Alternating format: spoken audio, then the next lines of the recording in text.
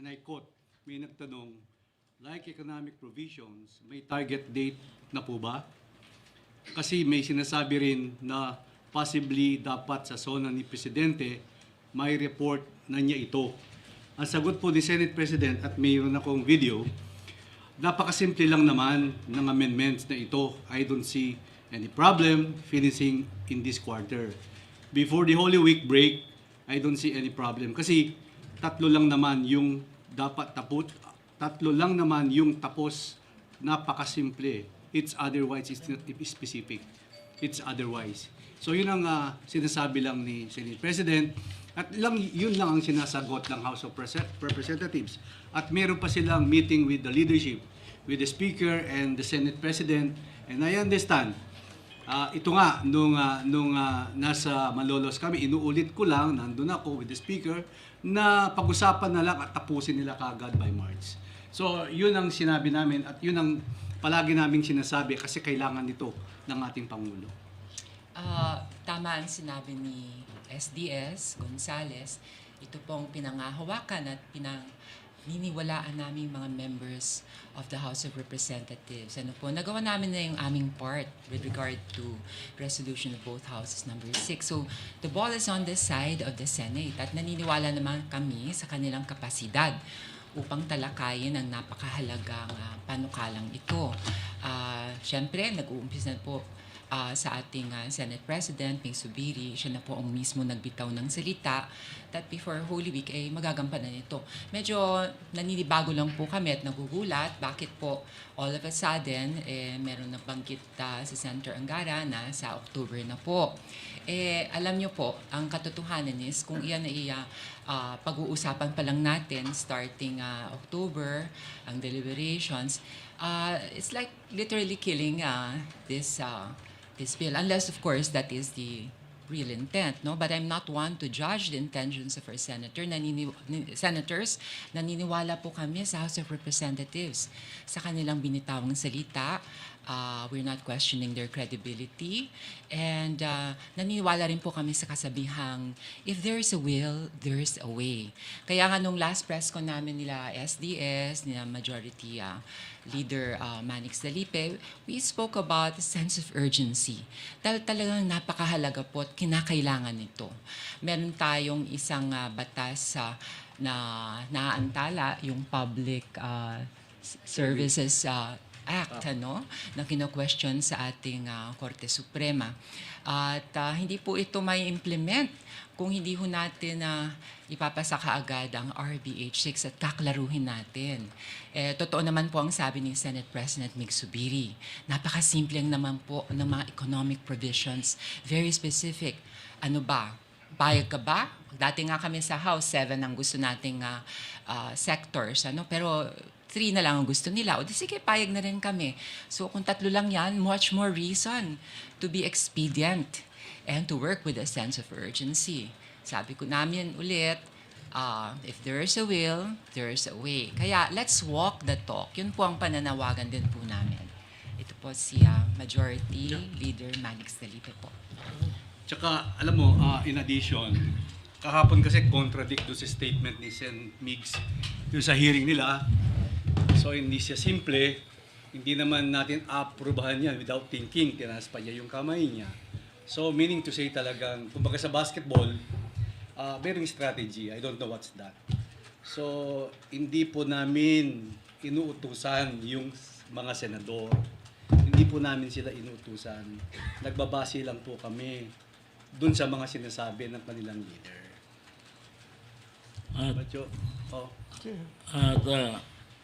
Gusto ko pong ipaliwanag lang dahil po ako ay member ng constitutional amendment ng 18 Congress. Napasa na po namin ito. Isinabit na po namin ang RBH 6 na ito doon sa Senado. Sino ba ang presidente ng 18 Congress namin? Si former President Duterte. At sino ba ang speaker namin noon? Si former Speaker Velasco. Ibig sabihin, hindi po ito inisyatibo ni Speaker Martin Romualdez. Dahil kung napasa na po namin nung 18 Congress na siya lamang ay isang majority leader, ibig sabihin, paano masasabi na inuutosan ang mga congressman tungkol sa People's Initiative? Pangalawa, nakita naman siguro natin yung statement ng ating speaker.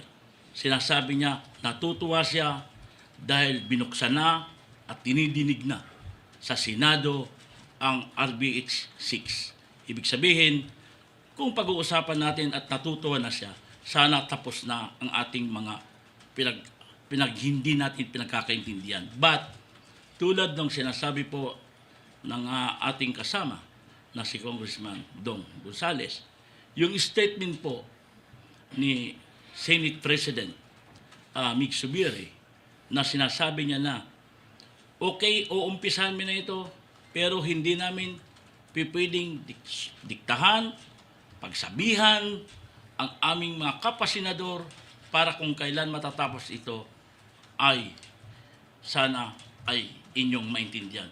Bakit ganon? Bakit may kailangan pang may pahapyaw tayo mga pananalita? Kung talagang kailangan natin ito dahil sa ating bayan, tapusin natin pagkaisay na ang RBH bill na ito. Ito lang naman ang hinihintay ng taong bayan. Matapos ang argumento tungkol dito, nang sa ganon, ano ba ang both sides, Congress and the Senate, ay magkaisa para sa bayan. We would like to acknowledge the presence of House Majority Leader, Congressman Manix Dalito. Sir, thank you for joining us. Yeah. Okay. Comment on. Hindi ko naabutan yung... So, yung Timeline. Timeline, sir, changing of Senate timeline on the approval of RGH6. they cannot finish on before Holy Week by October. Siguro. Well, the timeline was not given by the House of Representatives.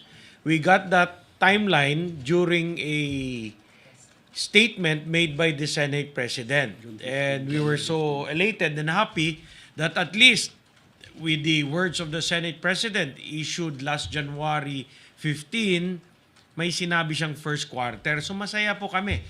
You know, in the House of Representatives, we take our work very seriously by working on it with a sense of urgency. Lahat po ng batas, whether it is the legislative priority of the President or LEDAC priority, SONA priority, we always act with a sense of urgency. Hindi po pwede natin bagalan yan, tutulog-tulog lang tayo at maghihintay yung taong bayan.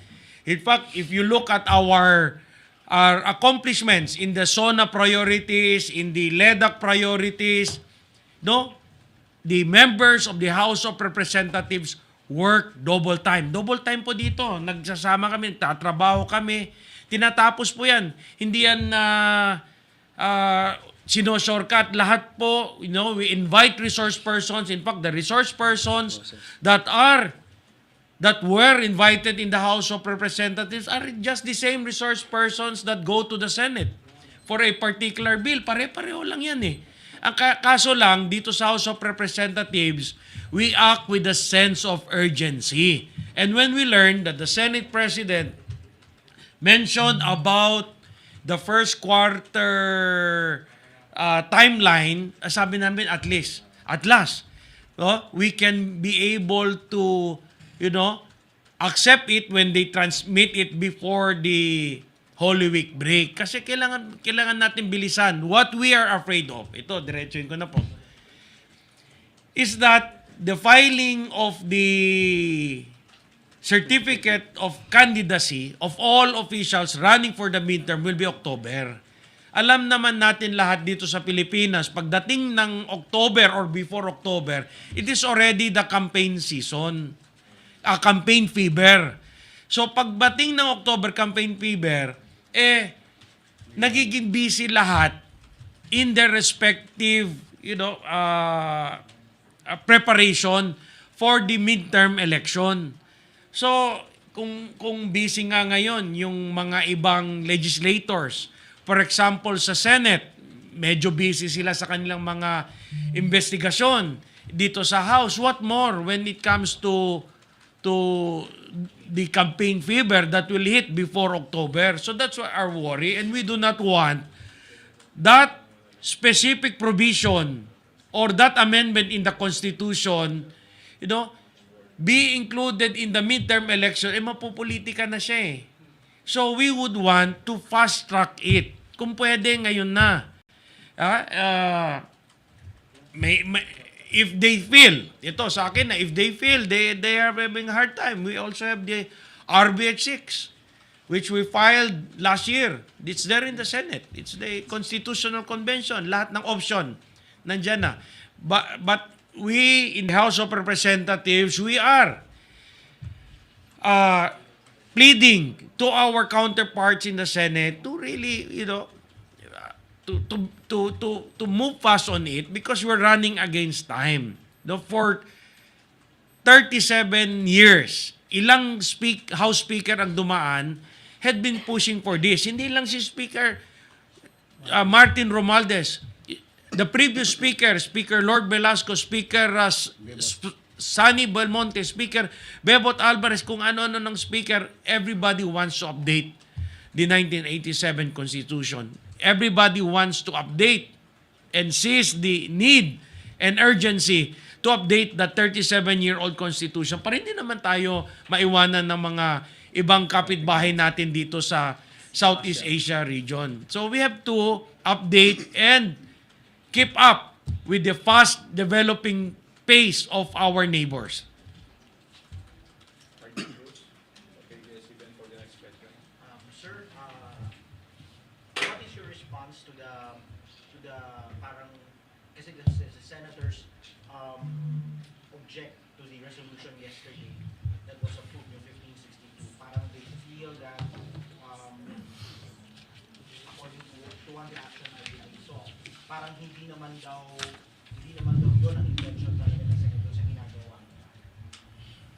Well, number one, hindi namin gusto ang World War. Basahin ko lang sa kapwa namin mambabatas sa Senado. Inilabas lang ng mga congressmen ang kanilang saloobin sa nangyaring pag-atake sa aming speaker at sa aming institusyon. Pangalawa, sa aming all-member caucus na ginawa last week, grabe talaga ang galit na inilabas ng mga kasama naming mga congressmen. Galit sila sa pamabastos na ginawa ng ilang senador sa aming speaker at sa House of Representatives sa mga sesyon nila at hearing kaugnay sa People's Initiative. Number 3, we in the leadership need to temper the situation all the time. Kaya, ang napagkasunduan po namin ay gumawa at maglabas ng isang House Resolution para ilabas ang collective sentiment bilang isang kapulungan. Pangapat, kailangan naming tumayo bilang isang kapulungan para ipagtanggol ang aming dignidad at sinisira dahil lamang sa maling mga akusasyon ng mga senador sa People's Initiative. Lagi naman kaming sinasabihan ng aming speaker, sabi niya, bukas ang House leadership sa anumang dialogue, sa kailangan kasama ang mga kasama natin sa Senado. We consider them as partners in nation building. Kaya we are shocked sa ginagawa nila sa amin. Number 6, natutuwa po kami sa pagsimula ng deliberasyon ng RBH number 6, kasaysayan ng Pilipinas mula noong 1987, ngayon lamang umupo uli ang Senado para bisitahin ang mga provision nito. Gusto rin naming hindi didikta ang House of Representatives at Senado sa timetable at deadline nila sa deliberation ng RBH number 6. At panghuli, yun sinabi ko nung una, si Senate President, ang sinabi niya mismo, magdagtakda ng deadline sa press con niya na ginawa nung January 15, ang araw na nag-file siya ng RBH number 6. Alam niyo po, masakit po to. Basahin ko lang po na isang senador na sinabi sa amin. Sabi niya, we cannot say na equal ang isang party list representative sa isang senador. Never ilang bang boto ang nakukuha ang pinakamababang senador na yon, Mr. President. 15 million votes, Mr. President. Ang Batanes po, for instance, 6,000 to 7,000 votes lang po. You are a congressman. I don't have anything against Congress again, Mr. President, but can you really compare apples to oranges? Alam niyo po, Robin Padilla garnered for 26.4 million. That is equivalent to 48.8%. That is number 1 senador. Number 2, Lauren Ligarda garnered 24.43 million. That is 43.44%. Mig Subiri got 18.9 million. That is 33.75%. Joel Villanueva, 18.5 million. Number 9 siya, 33.05%. Dito po sa mababang kapulungan o walang mababang kapulungan, this is the House of Representatives. Halos unopposed po yan. Yung mga senador, mataas ang tingin sa aming mga kongresista kasi kami ang pinakakatawan nila dito sa House of the People. Pag kami ang tinira mo, parang tinira mo ang mga tao namin sa baba, yung mga constituents namin. Kaya alam niyo po, napakasakit po nun. Kaya if you are going to interpolate or extrapolate the numbers you garnered and the numbers we garnered, mas mataas po yung porsyento namin. If you are unopposed, meaning to say, 100% ng buong sinasakupan mo, mahal ka nila at nirerespeto ka nila. You are 12. Parang barangay kagawad. You vote for kapitan, barangay kagawad, SK chairman, SK kagawad, municipal mayor, vice mayor, sangguniang bayan member. Sila ganyan lang po. Pero ini-explica ko lang po sa inyo. Kaya hindi po kasi na matanggap ng mga kasama namin na kongresista during our majority all members caucus na inilabas nila talaga ang sama ng loob nila sa mga senador. The SDS, RG, ano ba ang sabi eksakto doon sa statement nila tungkol sa aming resolution? Can I, RG? Ang sabi nung isa, ano ba talaga ang gusto nila? Ang gusto po namin ay maipasa itong RBH number 6. Napakasimple. May I ask also, RG, ano pa ang sabi? Let me just run through the soundbites, ma'am. Senator SP Subiri, kung feeling assaulted sila, how? If the committee is just performing its duty, the Committee of Electoral Reforms, we deal on facts. Very clear. The last 2 hearings, the facts have come out. The facts have been coming out, whether it is for or against the topic at hand or the decisions at hand. So be it, we are just Okay. facts. Got it. Sandali lang po, ma'am. Senator Jingo Estrada. Senator Jingo Estrada, I don't think we violated inter-parliamentary courtesy because we have always observed it from the very start. And I think this resolution is an affront to the Senate as an institution. Senator Villanueva, it bothers me that our co-equal house, the House of Representatives, will accuse the Senate of coming up with these so-called attacks.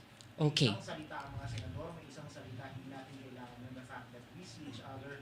Yung pagkamay natin sa isa't isa, alam na natin, meron na tayong pinagkaisa. Okay.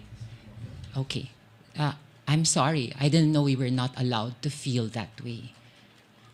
Sa totoo lang, this rift should not have existed in the first place had we exercised some form or some minimum amount of empathy. Kailan sa kasaysayan ng Kongreso ang isang chamber mag-organize ng isang inquiry, tapos ang mata-target yung leader ng isang chamber? Empathy. Bakit hindi natin baliktarin ang sitwasyon? What if we organized a congressional inquiry? Tapos, ang idadawit natin, si SP Mig Subiri. But of course, we take the higher moral ground and we will never do that. That's unthinkable. Tapos, sasabayan mo pa ng mga insinuations that we engage in illicit and illegal activity.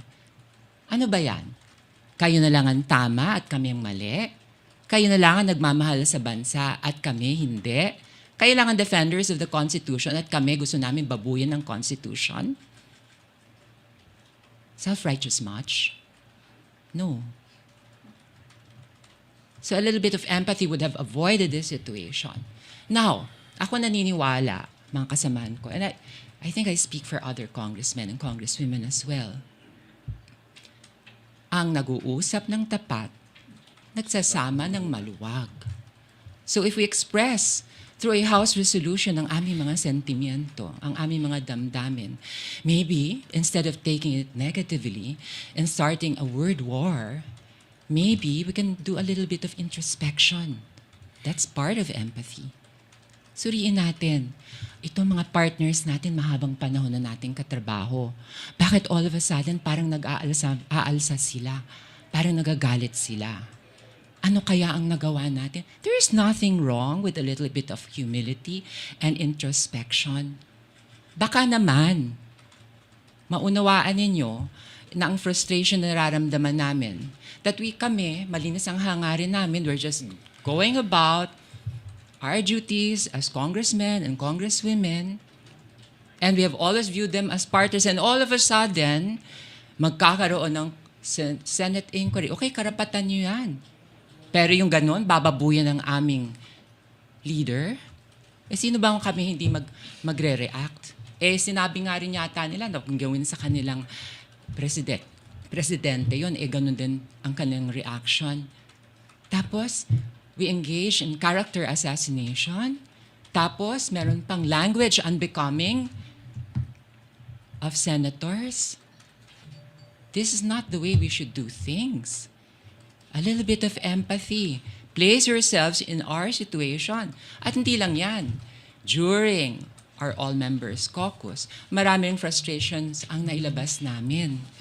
Alam niyo ba yung feeling na magtatrabaho ka, gagawa ka ng isang legislative measure, isang panukalang batas, you do your research, you take the time to craft and draft the bill, and then you go through the deliberations. Papakinggan mo lahat with a sense of urgency because kami kasi, we work directly with our constituents at nararamdaman namin, alam mo yung frustration na alam mo na yung solusyon, and yet, syempre, we respect the process. But, knowing that, merong urgency, we work double time and we take it seriously. Hindi pa pwede yung we sit on a bill and let it languish just because. Just because. And we try to ask ourselves, bakit nangyayari yun? Ilan ang mga panukalang batas ang naipasa na namin sa Senado na hindi pa na-actionan? At nagtatanong kami. O ito na lang, RBH 6. We did our part. Nagbitaw kayo ng salita before Holy Week. Now, gusto nyo October? Ba't hindi na lang tayo magtapatan? Are you determined or are you not? We're not dictating on you.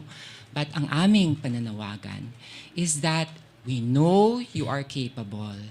We know you are also determined because this is what you say. So why don't we walk the talk? If there's a will, there's a way. Yung frustration, yung mga bills na ganyan. Tapos, tao lang naman kami mga kongresista. We look back at the times when we took part in your respective campaigns. Noong nag-effort kami mag-organize ng mga political rallies nyo, nakikisabay kayo sa amin. We celebrated your victories. In fact, marami akong naririnig ng mga kongresista, ito nga, nangako sa akin ng itong project, nangako sa akin ng itong programa para sa aking constituents. Lahat ginagawa namin para makisama. Tapos napapako naman yung mga pangako. And you tell us that we cannot feel intensely about things. Kaya yung wording na yan, take it as it is. The resolution is what it is. It is a sincere expression of how we feel in the House of Representatives. And I do not feel that we should be judged because of the way we feel. Sana, take some time para i-analyze nyo saan kami nanggagaling. Anong hinuhugot namin. Yun lang naman yun eh. You know what? Boss Manix, ako talagang dito sa House of Representatives, natutuwa nga ako his speaker eh. Kasi, you know, he wants to take the higher moral ground. In fact, sabi niya sa amin, I don't want you to engage in any word war because we have to work for the sake of our country. This situation is really uncomfortable is an understatement. It's weird, honestly speaking. Saan ka naman nakakita ng upper house, lower house, nagbabangayan? It all boils down to one thing eh. There is a need to amend the Constitution. The economic provisions in particular. Nagkais na tayo in our Declaration of Intent. So why don't we walk the talk? Yun lang naman. Now, you may choose to sit on it because you have the power to do it, and you can prove your power by sitting on it because it's the process. But the question is not whether you are capable of doing it. The question is it the right thing to do?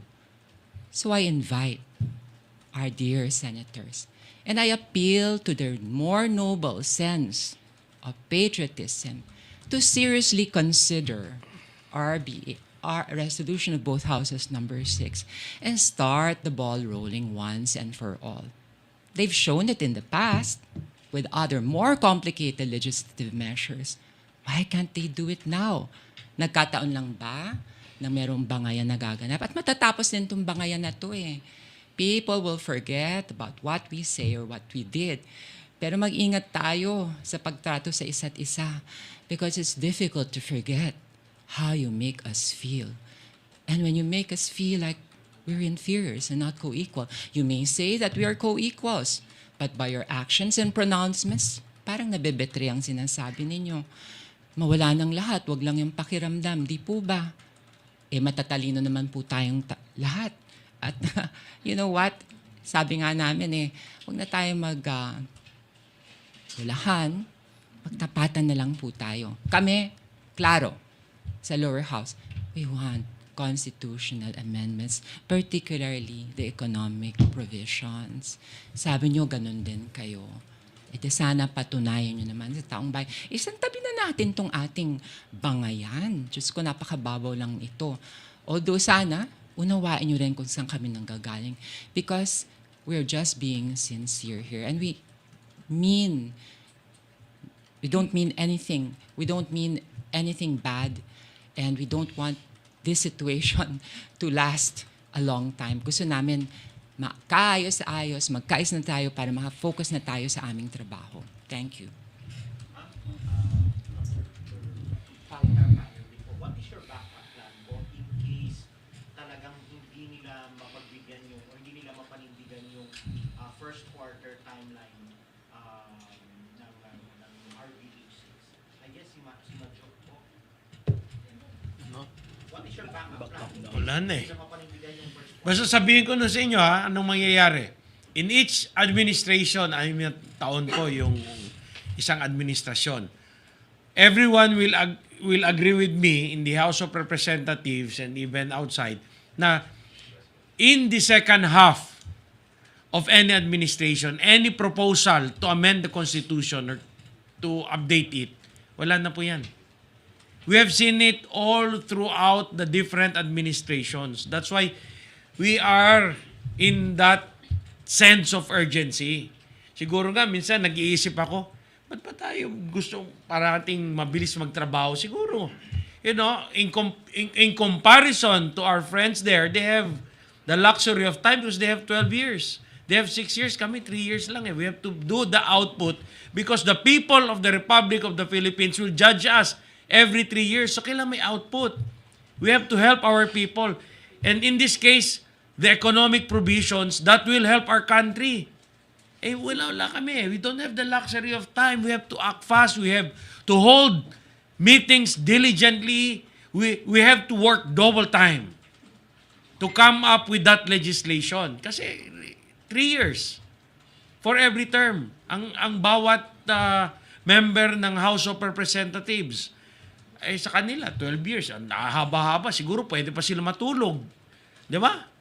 Kami, kailangan namin matulong tao kasi husgan kami. Ano bang naipasan yung batas? You will be up for election again and the people will ask us about our output. So hindi kami pwede patulog-tulog dyan. Kailangan kami magtrabaho double time. That's why we as I said, the House of Representatives always acts with a sense of urgency. Now, talking about backup plan. Ewan ko, anong backup plan na naman eh. You know, for 37 years, hindi matuloy-tuloy because, let's face it, ito na nga nangyayari.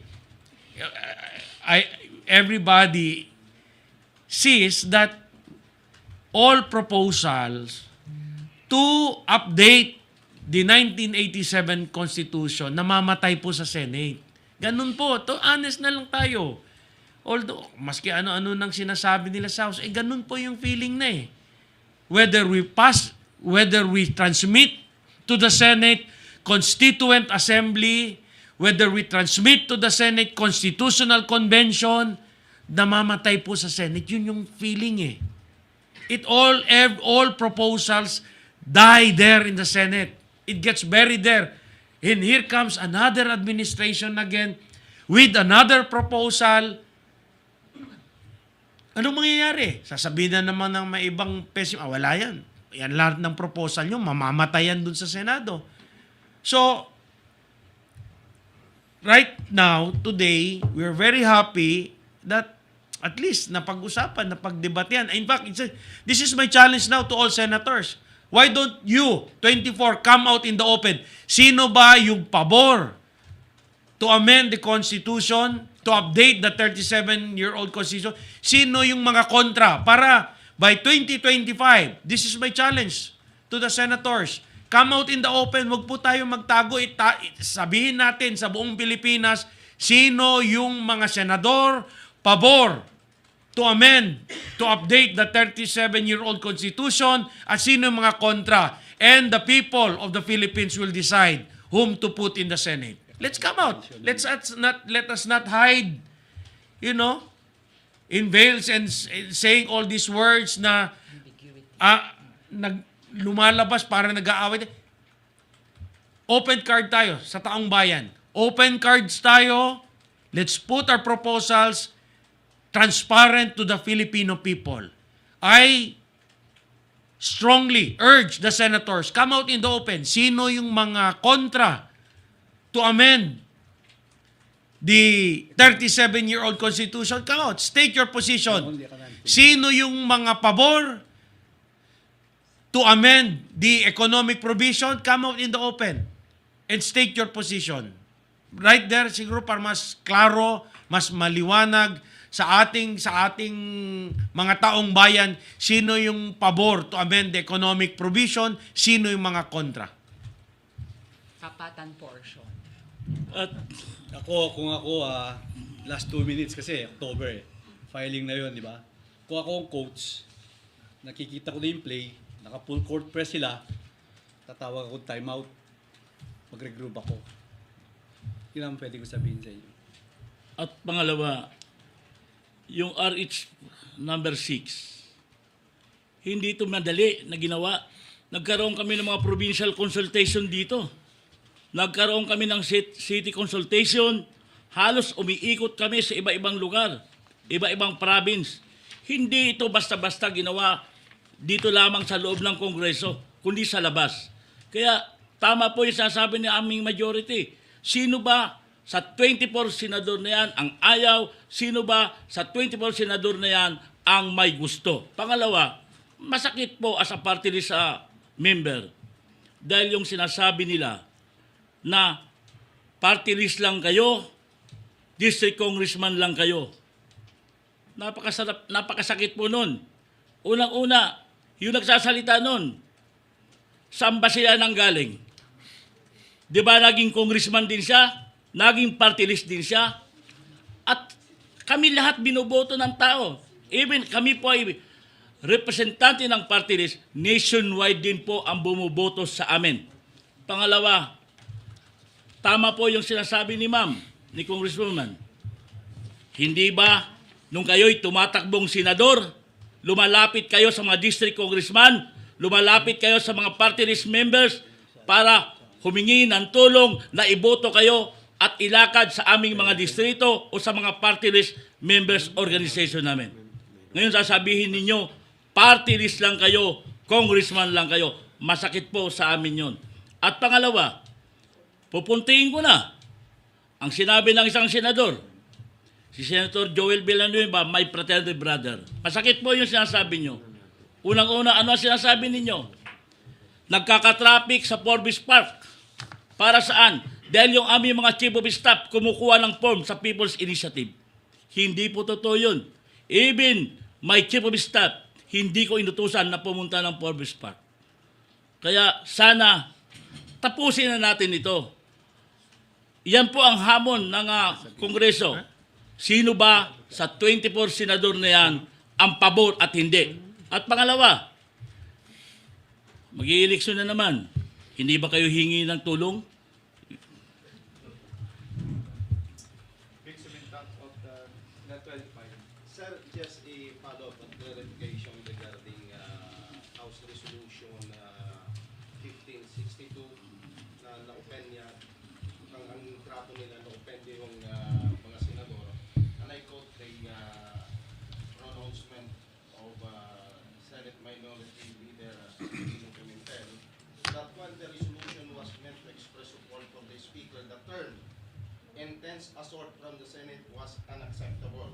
As I understand the title, there are 2 accusations to the Senate or 3: intense assault violating interparliamentary courtesy and interfering in the performance of their constituent functions. It could be easily ignored, but the issue is written in the title. I don't know what the House is after. It is simply what it is. It is an expression of our sincere sentiments. I'm sorry that we feel this way, but this is how it is. We feel intensely about this.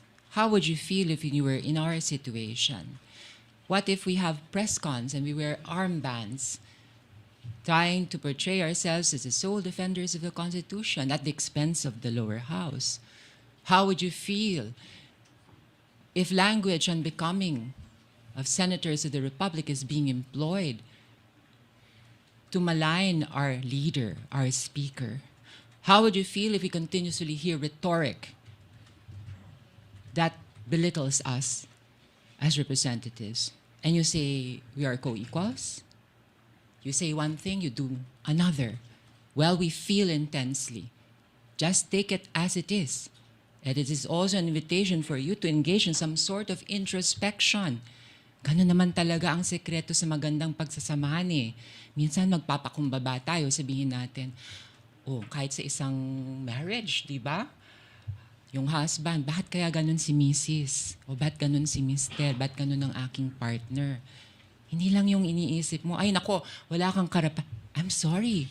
Are we not allowed to feel this way? We feel intensely. Ganito kami magtrabaho sa House of Representatives. Intense kami.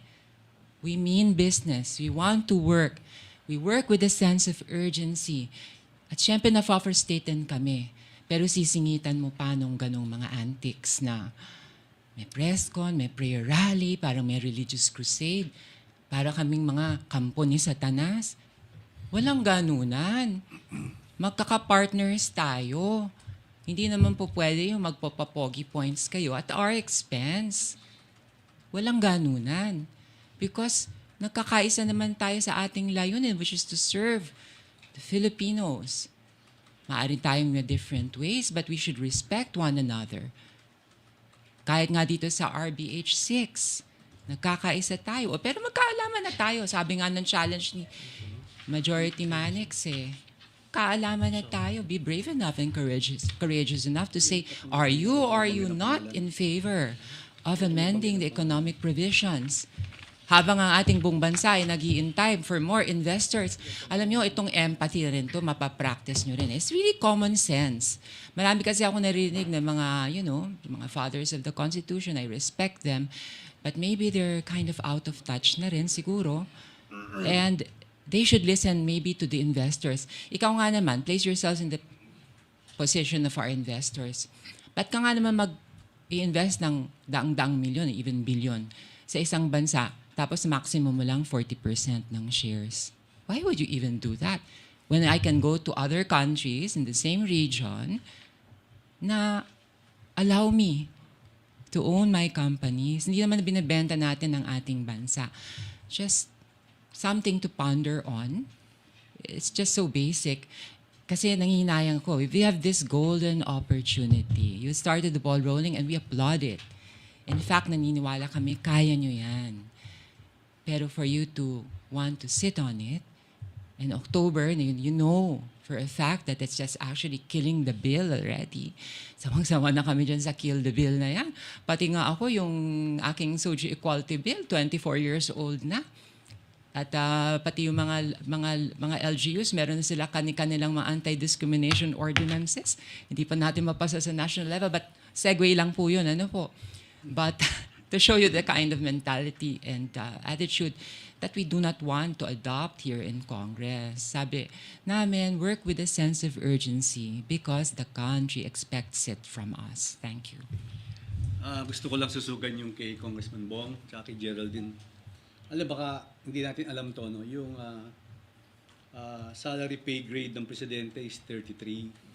Vice President is 32. Ang Chief Justice is 32. Ang Speaker of the House is 32. Ang Senate President is 32. Ang Senate Members of Senate is 31. At ang salary pay grade ng Congressman is 31. So, ibig sabihin, hindi natin pwedeng i-compara doon. Sa salary grade natin i-compara, pareho lang tayo. Kaya walang lower house at saka upper house sa konstitusyon. Majo, if you can add something? Wala na. Ang hugot.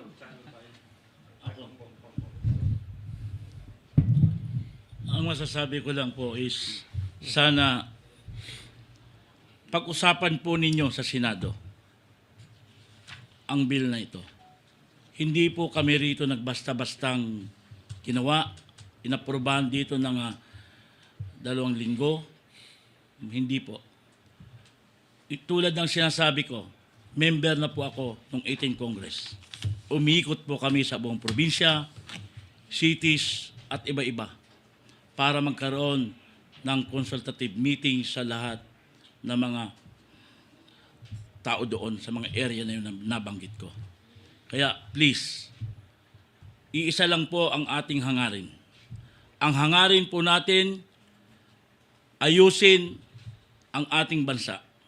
Pagkaisahin, patatagin, palakasin, at suportahan ang bagong Pilipinas ng gustong mangyari ng ating Pangulong Ferdinand Bongbong Marcos Jr. Yun lang po. Ang hangarin ng Senado ay ayusin, palakasin ang ating bansa. Ang hangarin po ng mga congressman, congresswoman ay palakasin, paluguin, iangat ang ating bansa. Iisa po ang ating interest. May common interest po tayo. Ang common interest po natin ay para sa ating bayan. Magsama-sama tayo. Kung yung ball na RX number 6 na yan ay pinakinggan nyo na dati, magkakaroon pa ba ng People's Initiative? Wala na. Kasi hindi nyo kasi tiningnan eh. Hindi nyo inupuan. Please, natutuwa po kami dahil binuksan nyo na sa Senado. Sana naman, pakinggan nyo ang aming hinaing. Mabilisin nyo nang sa ganon, tulad ng ating mga agam-agam, baka umabot pa to ng October, mababaliwala na naman po. Tama po ang sinasabi ni majority namin. Kami po 3 taon lamang. Samantalang kayo po ay 6 na taon, may re-election pa kayo ng another 6, 12 taon po kayong nakaupo. Kami 3 taon lang nakakaupo. Pagkatapos ng 3 taon, pag hindi yan pumasa, i-refile na naman namin. Panibagong trabaho, hindi ba kayo naaawa na pabalik-balik na lang yan? Ang tagal na kung sino-sinong presidente na ang nagsubok niyan para pakialaman at baguhin ang 1987 Constitution natin. Ngayon, buti nga ngayon, walang presidenteng nakikialam. Pero talagang tao ang nakikialam para mabago na ang ating saligang batas. Well, ako may panawagan lang po sa aking mga kaibigan sa Senado, mga senador, kung pwede po, tigilan na ang itong personal na paninira sa aming speaker. Ayaw na po naming lumalim ito. Ayaw na po naming lumalim itong usaping ito. Tigilan niyo na po ang paninira, ang mga pangit pakinggan na hindi pwedeng gayahin ng susunod na henerasyon. Kaya sa inyong lahat, magtrabaho po tayo ng maayos. Marami po tayong problema. At I've said, ayaw na po naming lumalim ito. Tigilan niyo na po ang paninira sa aming speaker. Salamat po. Marian, Channel 5. Follow up lang po sana doon sa kanina regarding sa resolution kasi Senator Amy Marcos said na sinasabi niyo nga po interparliamentary courtesy doon sa resolution pero ina-abolish na yung Senado. Courtesy ba yung pinapatay na ang Senado? I think yung person of Anong rason niya na ina-abolish namin yung Senado? I think she's referring to the PI. PI? Where's the PI? Where's the PI? We're talking of RBH number 6. PI is stock from the COMELEC. Anong inaabol? As I have said and we have said, we are not on our agenda na ina-abolish po namin ang Senado. Ako, actually, RBH number 1, 3 Congress, political ang pinafile ko. Pero wala akong sinasabi na ina-abolish ko ang senador. Actually nga, maganda pa nga yung sitwasyon nila eh. Wala pong ganun, ma'am. At dagdagan ko lang, Mama. Ang mga pumirma po sa resolution number 6 sa House Bill namin ay may mga kamag-anak sa Senado. Papayag ba silang tanggalin yung kanilang mga kamag-anak sa Senado? Para dyan lamang? Siguro naman hindi. Kaya siguro hindi po totoo yun na para tanggalin namin ang mga senador sa sinusulong natin ito. Kaya ilan ba ang mga may kamag-anak dito sa Kongreso? 7. Kaya hindi po. Negative po yung mga sinasabi. Rosalie of UNPP. Good afternoon po. Both senators and congressmen are appealing for unity amidst these issues. Pero po nagpapatuloy pa rin po yung pagpapalitan at pananalita po ng mga miyembro ng dalawang kapulungan ng Kongreso sa isa't isa. Some members or some critics of the PBBM administration say this is the new face of bagong Pilipinas. Ang bagayan sa pagitan po ng Senado at Kamara. How do you react to this? Well, ito lang masasabi namin. We didn't start it. And we have no intention of prolonging this. If you take affront by our mere expression of our sincere sentiments, I think we should be mature enough. At sabi ko nga, this is an opportunity for some sort of introspection. Any kind of sincerity on both sides should be appreciated. Kasi nga, ang uusap ng tapat, nagsasama ng maluwag. At we are fully aware that this is an irregular situation. And this is detrimental to our country. I'm so sorry, but it's happening. But we're not taking active steps to prolong it. In fact, we're just reacting to things that have been initiated by the Senate. So I don't want to point fingers at anyone, and really that's kind of an immature attitude. We want to be constructive, and we look forward to the time when we will set aside all of these differences. But for that to happen, friendly reminder for respect, empathy, humility, and of course, above all, it is not just about the show of power, what we can do, what the system allows us to do, but rather a sense of loyalty to the country and doing the things that have to be done. So yun po ang aming pananawagan. Senator Jinggoy Estrada proposed to have a meeting between the Senate President and the Speaker of the Ay, House. magandang idea yan, Majority Manix. Alam mo, ako pwede ko sagutin yan kasi actually not only end times to meet the leader of both houses. Parang budo lang nangyayari di ba? Kaya ilang beses na po yan. So do you think the President should be jailed?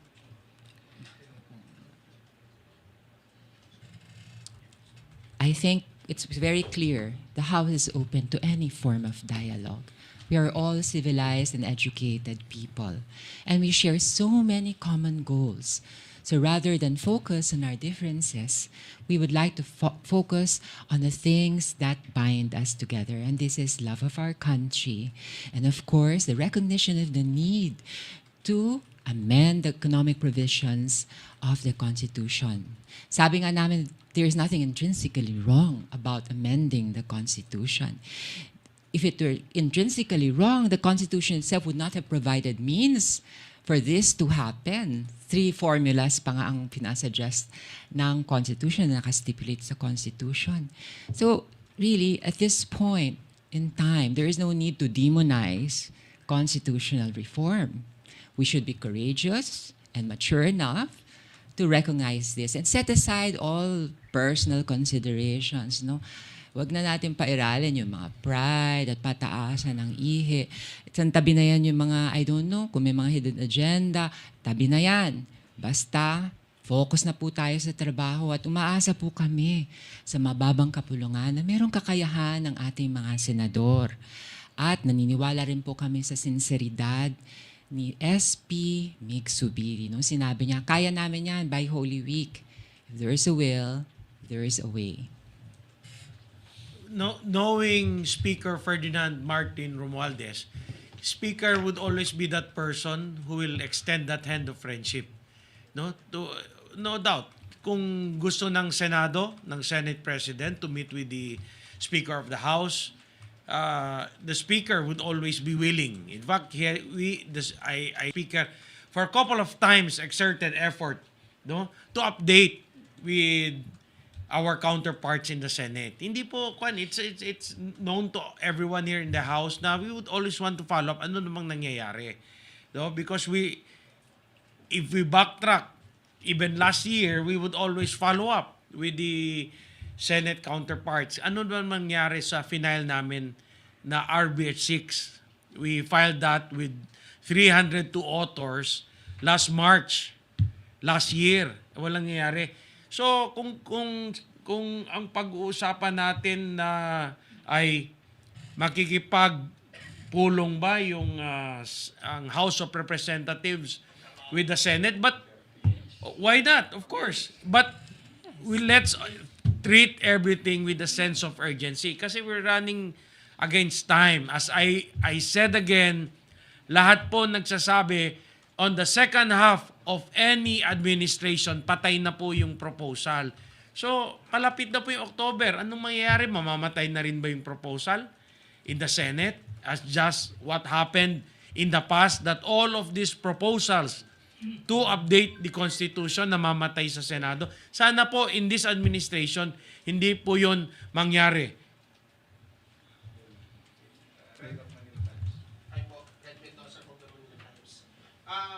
First off, I'd like to ask na po, kasi ang dami po, well, yung sinabi niyo po SDS nung Friday na wala daw pong nangyayaring on-the-ground signature campaign dun sa isang statement niyo. Tinalo po kayo ni Senator Gatchalian sa isang reply sa aking tweet. Sinabi, that's not what I heard from the ground. Ano po yung inyong comment doon sa sinabi ni Senator Gatchalian na hindi raw, na parang pinapamukha po kayo parang sinungaling sa statement niyo po last Friday?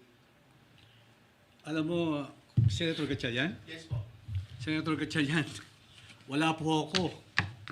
Nasa abroad po ako ng holiday from December 25 to January 13. Wala po ako nakitang pumirma. So, pagdating ko, pinag-uusapan na po yung PI na yan. Kaya, hindi ko po alam kung paano nangyari yung sinasabi niya.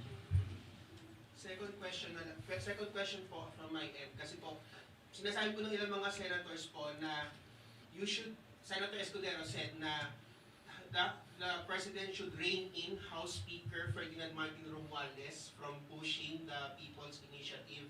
While sinabi rin po ni Senator Angara na bakit hindi na lang ituloy yung plebiscite ng PI or ng plebiscite ng China sa 2025 isabay daw sa election. What are your thoughts about this? Plebiscite ng? Plebiscite daw po nung Plebiscite sa election ng local at national. Isabay daw po ito sa 2025 elections daw po, sabi ni Senator Angara. Mapupulitika ka nga eh. Ngayon nga, napupulitika na eh. Diba? So, if, ito yung pananaw ko dyan. We would like our voters the voters of this country decide on a matter na yun lang ang pag-iisipan nila. Yes or no lang naman yung tanong doon.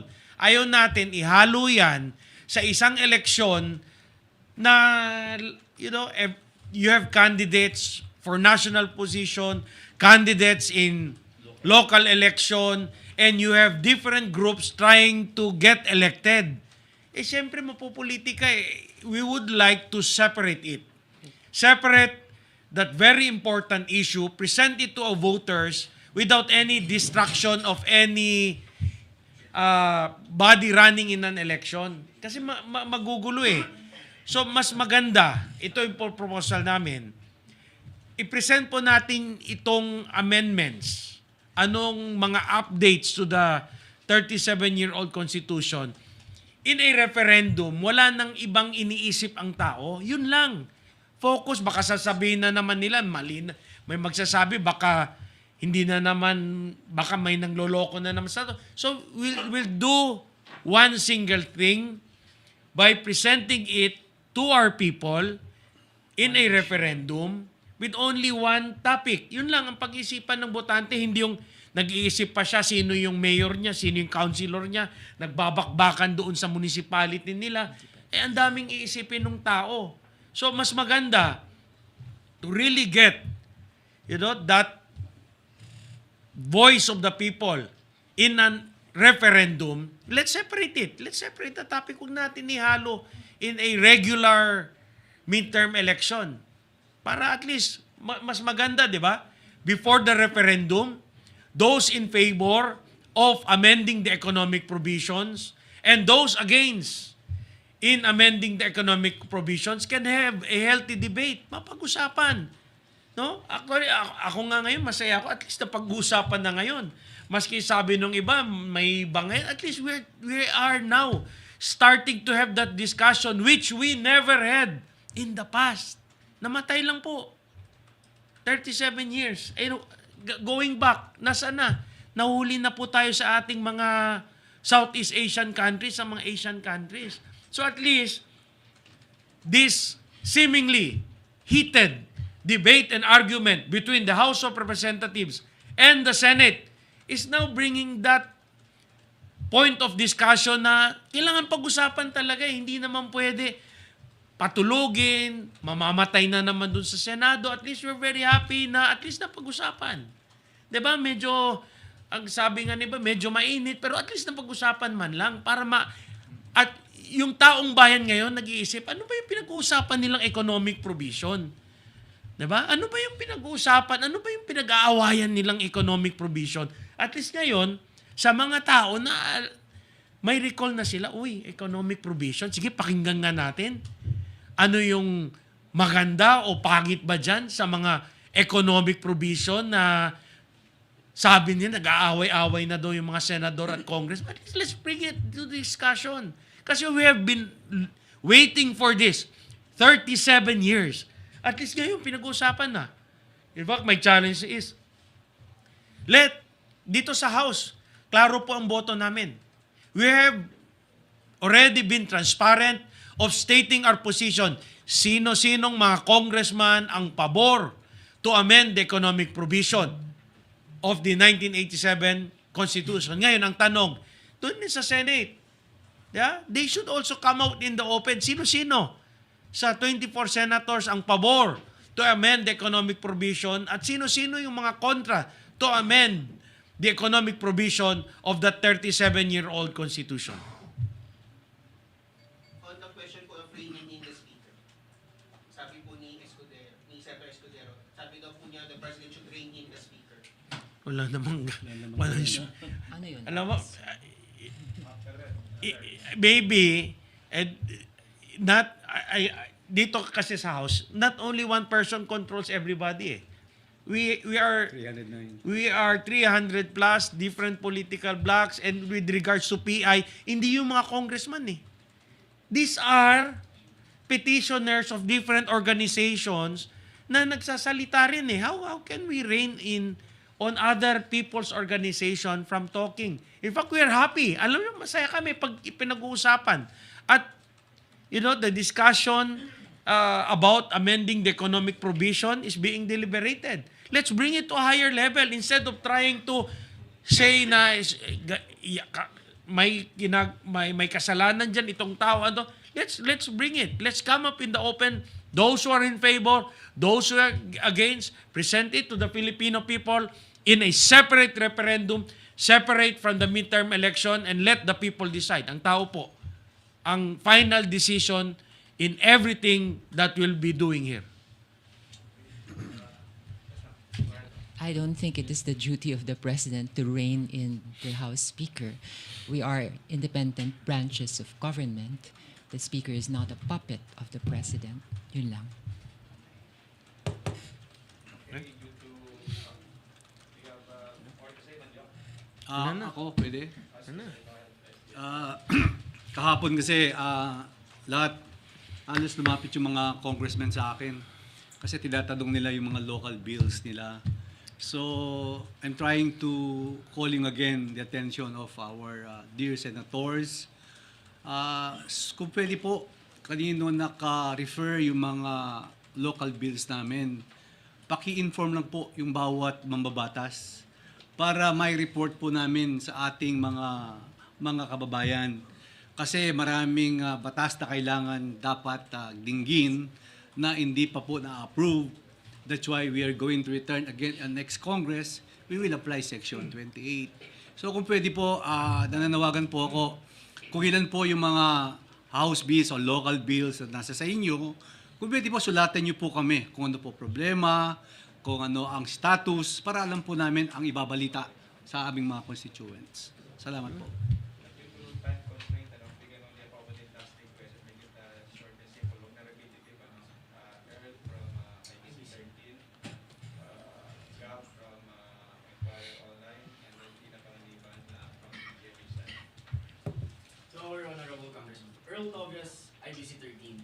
Sir, malinaw na even if this is just a seemingly heated debate, Speaker also expressed na ito nga po ay isang simbolo ng working democracy. It's because both houses are expressing what they really want and what's their message on this matter.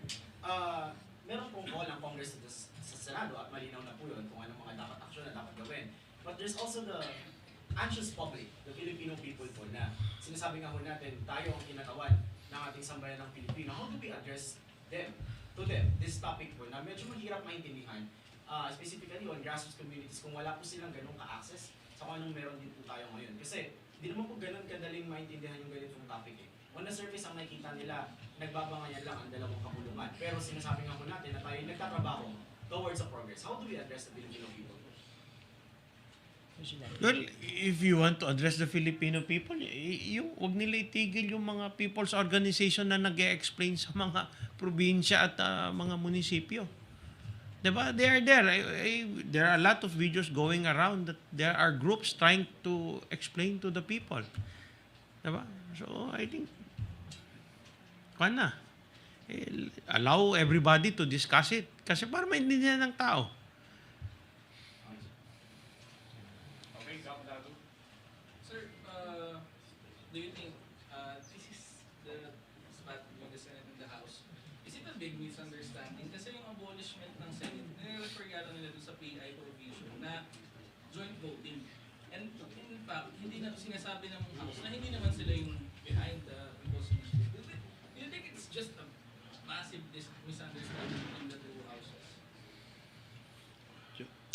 I don't see anything. Okay, for sake of discussion, ano nakalagay doon na i-abolish na sila? It all speaks that both houses should vote jointly. So paano sila na-abolish doon? Siguro, maybe the proponents, sino yun? Yung pirma, has been frustrated for decades that they want to fast-track things in updating the Constitution. So you cannot fault groups na naghihintay, walang nangyayari sa House and Senate in updating the Constitution. Kasi, as I said, all of these proposals in amending the Constitution, in updating the Constitution, namamatay po sa Senado.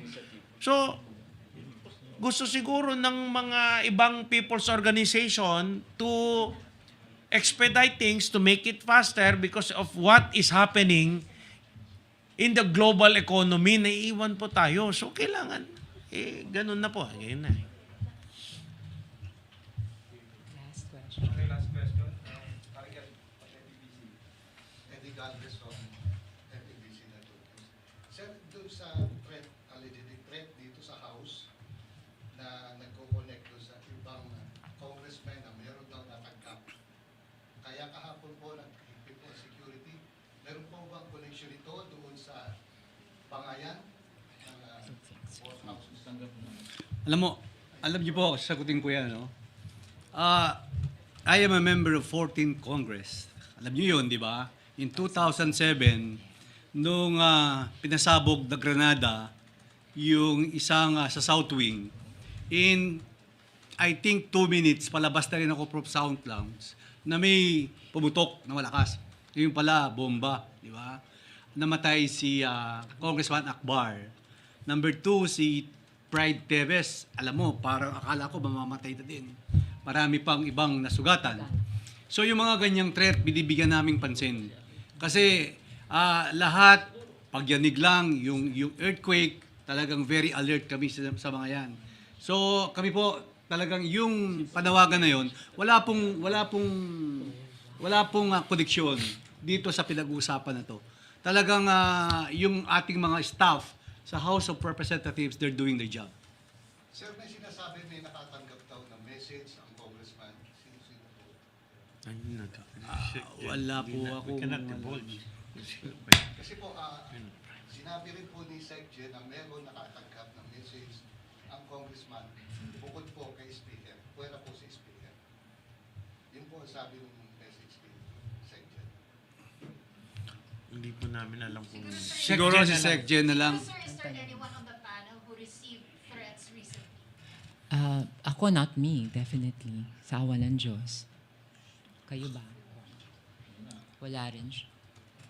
SDS, kayo Po, ba? wala po kami natanggap. Hindi, sa amin naman, yung sa mga pan naman yan eh. Sa mga, sa probinsya. Alam mo naman, Local. we're from Mindanao. So, sir, meron ka po? Which one? Meron po kayong threat? In the past, yeah. If I, not at present, ito yung pangyayari. Hindi ngayon. Not what was mentioned by Secgen, not this one.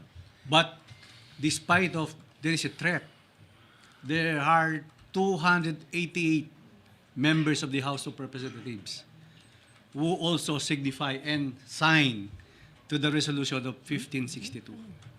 Kasama na po sa trabaho yun. So yung threat po siguro, ako wala po tatanggap. Pero nakita niyo po yung mga members kahapon, ang dami po namin sa plenary. So, sir, hindi connected dito sa Wala. Talagay. We cannot comment. Hindi naman alam. Thank you. Okay, thank you. Thank you. Maraming salamat po.